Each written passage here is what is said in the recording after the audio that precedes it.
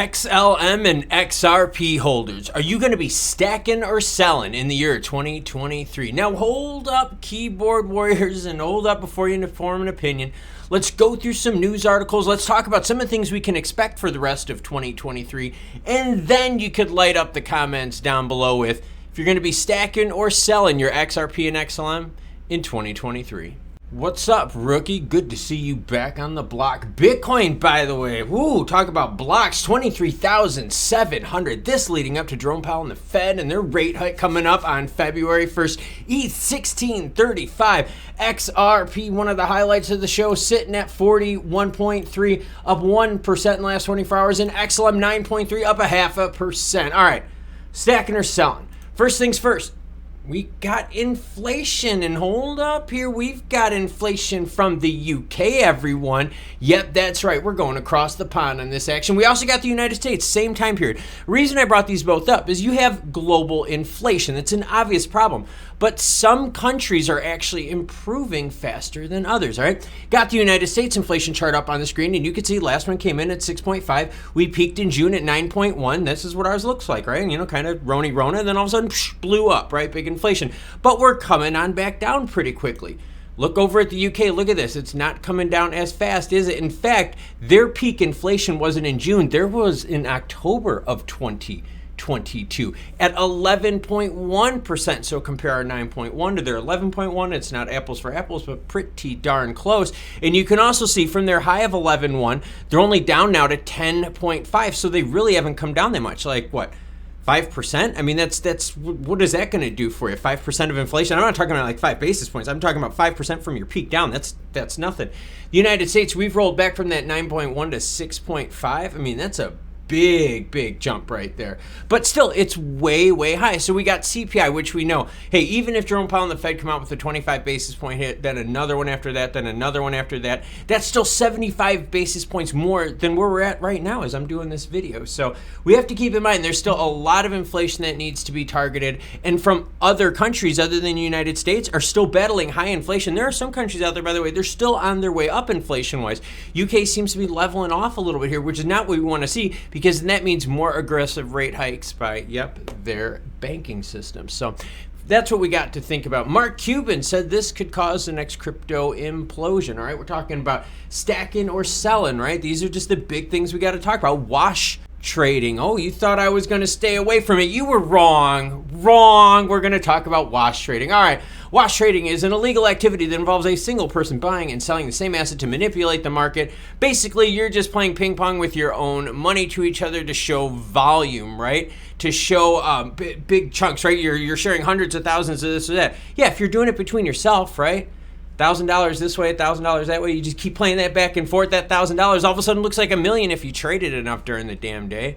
So wash trading, big problem here because a lot of volume. And people are thinking out there, hey, we've got wash trading issues in the crypto world. A lot of volume, a lot of liquidity that's out there is not really what you think. So something we also have to think about is how inflated are these stats. I did a story a while ago, like months and months ago, OG viewers out there, if you remember this one. Did a story out there about someone talking about Solana and Ethereum, where 80% of the chain, somewhere around there, I believe, it was that was all fake TVL. Crazy stuff. So maybe that's something we got to worry about. Argo blockchain slapped with a lawsuit over misleading statements. Yes, these are the latest and breaking stories. That's why you hit the subscribe button so you are caught up with action. Lawsuits, right? We're going to see more of those. These are going after, yes, a little minor action. The reason I bring up the minor action is because now that you got Bitcoin, right, back up at that 23.7, you're able to make more money on more and more rigs, right? So how these rigs work, just to make it super simple, just for everyone that's not in the know, is you can make money with certain rigs when the price is here, along with your energy costs and your other back-end costs, right? But when it comes to just the rig, right, and just energy versus what it can produce, now the higher the price goes, the more of these rigs can be turned on. So older, like less efficient ones, if the price keeps going up and electricity price stays the same, well, it'll be better off. So you can see now that you're going to see more rigs getting fired up. By the way, if you go on eBay, search Antminers, all right? Search like your S9s or S19s. S7s and S19s. Look that kind of stuff up. You'll see that like you will spend thousands and thousands, like $3,000, $4,000, $5,000 on a rig that only can make you like a couple bucks a day.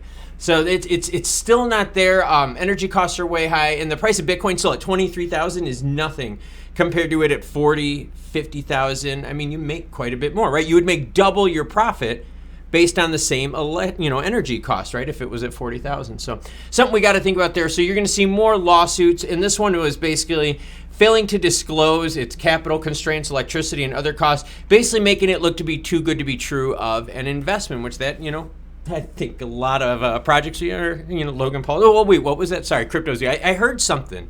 God, I heard something. Sorry, it was CryptoZoo. But anyways, a lot of the allegations out there, they're turning into lawsuits. As always, any article you see in this video will be linked in the description below. Here is the one against Argo blockchain. But we got Stellar, AUDD action. That's right, the double Ds. And we're talking about blockchain payments, making money move like email. Stellar's got a lot of action that they've got planned in 2023. All right, a lot of projects that we've seen. Oh, smart contracts. Oh my God, that's right. Smart contracts are going to be launched in 2023. But a lot of these projects, right, that we've seen on Stellar, they're developing. And as these projects develop, it develops like their ecosystem.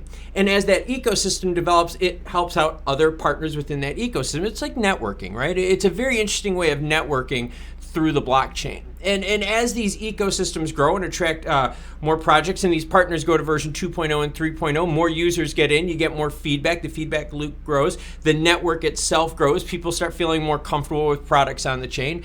Boom, there you go. That's how it works. So Stellar, you're going to hear a lot of action in 2023. And don't forget, they are on the advisory board with the CFTC. Who else can say that? No. So there you go. That's why I brought it up. All right, Ripple, I've got the ODL, accelerate your business with instant low cross-border payments. Look, ODL, I'm going to keep bringing it up and up and up. ODL, just as a product, and the reason I bring this up is because you're using XRP for settlement. You're literally using it as a currency, okay? So when we talk about security versus currency, versus commodity, yeah, I get like it's kind of like gold, but it's still not, right? So I don't see it too, it's a tough one. I would lean more to the digital currency aspect with like special rules and variations built in, especially with blockchain stuff. That especially varying versus like true stable coins that are one-to-one based on fiat, okay? So I don't want to go too deep in the weeds on that, but ODL, they had an amazing year in 2022, despite it being a crypto winner, despite it just being down, trading volume down, all that price of everything was down, but people wanted to do business with them. 40 countries, by the way, they run this product through. So you're going to see a lot of action, a lot of talk also with XRP Ripple Labs this year. Court case, right? I mean, hey, if there's a settlement, which I'm just saying, very low probability at this point in time. I mean, they've spent so much money in it. But mostly you have to look at it this way, right? Good outcome for XRP would be, hey, they win, not deemed a security, SEC can go F off. Part of it, you could still see some wins and losses chopped up here and there. So obviously the case is going to be a big one. But even after the case, remember, the case only applies to the United States.